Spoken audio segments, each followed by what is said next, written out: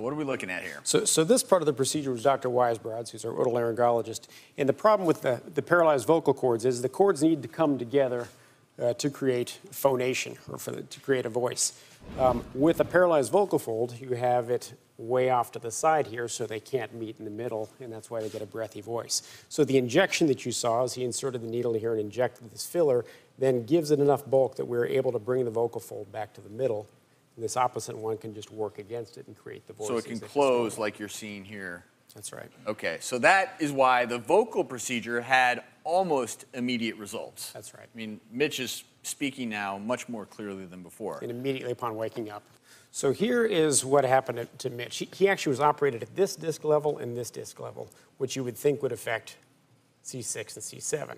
So these are nerve roots in the lower part of Mitch's neck. Mid part of the neck. These, in fact, were perfectly fine. This guy right here, C5, was paralyzed. And so that's why he could not really move his shoulder. That's right. And so what we wanted to find in Mitch is a nerve that we could steal from and he wouldn't actually lose any function. So the chest muscle is something that receives innervation from many different levels. A lot of it's in the C7 nerve root here.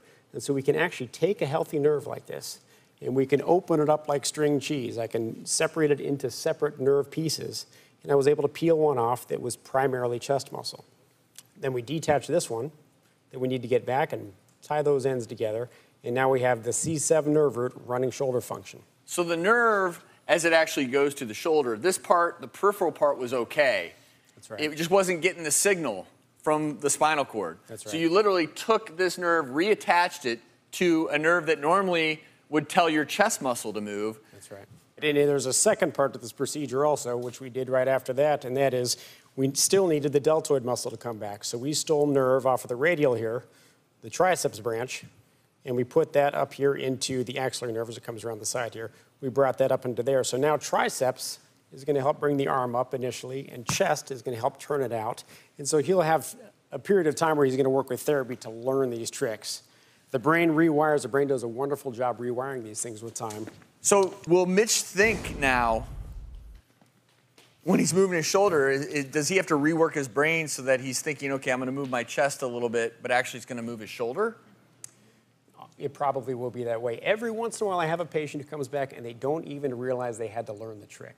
They come back and, doing biceps from nerves that do the hand, they come back and they're flexing and they said, my biceps is working. But there are others that have to go through this retraining period of how do I make that muscle work?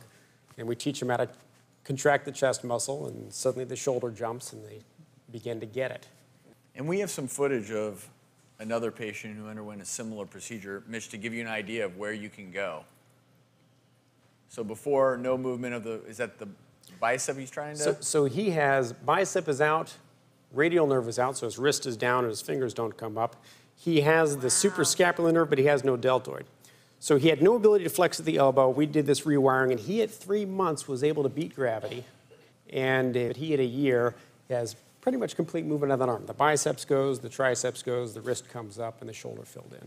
A millimeter a day, right? Millimeter a day. It's slow, but at least people know what to expect. So we're going to check back in with you, Mitch, down the road, okay? Good. Best of luck in your recovery.